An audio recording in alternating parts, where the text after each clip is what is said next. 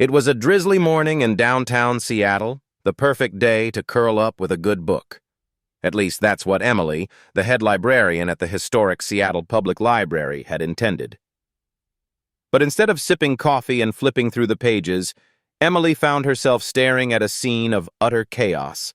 A section of the library's rare book room had been ransacked, books torn from shelves and scattered on the floor.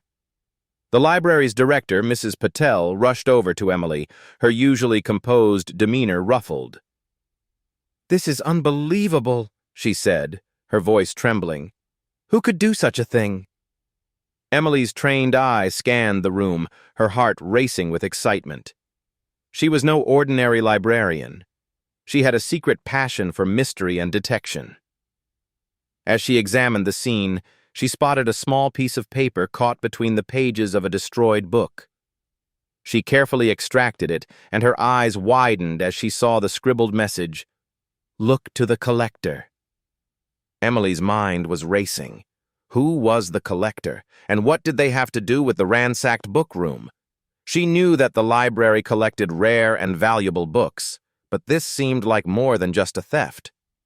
She began to investigate, speaking to the other librarians and patrons who had been in the library that morning. She learned that a new collector had been spotted in the rare book room, a wealthy businessman named Julian, who had been known to push the limits of propriety in his pursuit of rare books. Determined to crack the case, Emily started to dig into Julian's past. She discovered that he was linked to a number of suspicious transactions, including the sale of a rare first edition of a well-known novel to a rival collector. Emily's suspicions grew.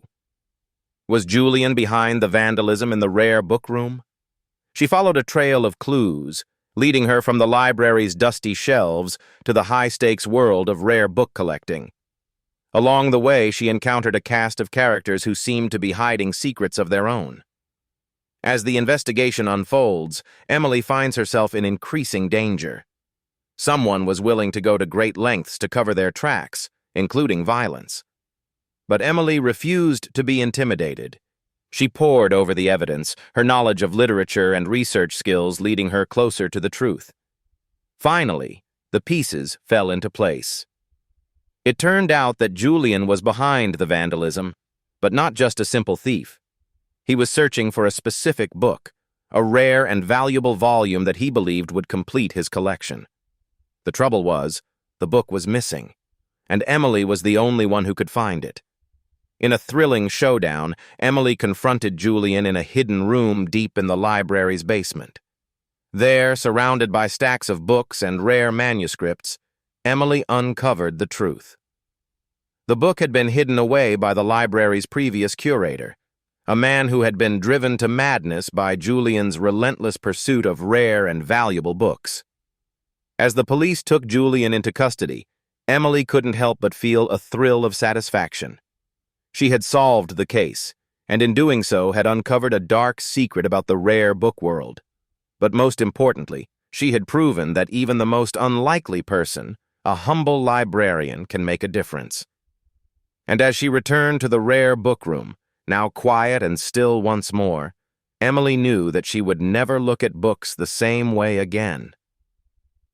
The rain had stopped outside, but Emily's mind was still racing with the thrill of the chase. She smiled to herself as she began to dust off the shelves, restoring order to the library's rare book room. For Emily, the next great mystery was just around the corner, waiting to be solved.